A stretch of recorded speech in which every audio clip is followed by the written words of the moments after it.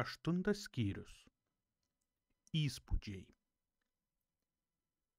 Pripuolęs prie lovos senelis ėmė žadinti Pietiką, bet tas niekaip negalėjo atsibusti. Tik pasodina, jis ir vėl svyra, kol bumteli į pagalvę. Tik 5 kartą pasodintas atmerkė akis ir pusiau išsižioję žiūrėjo į senelį, lyg nepažindamas.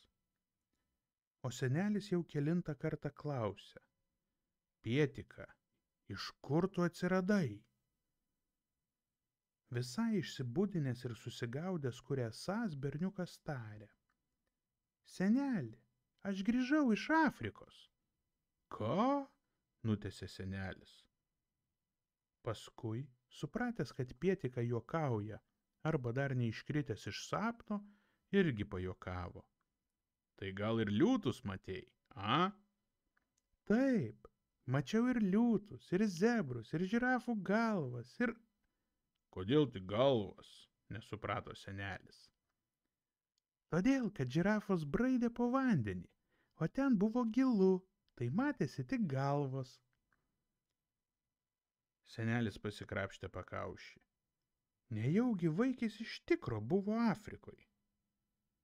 Gerai, apie Afriką pakalbėsim vėliau.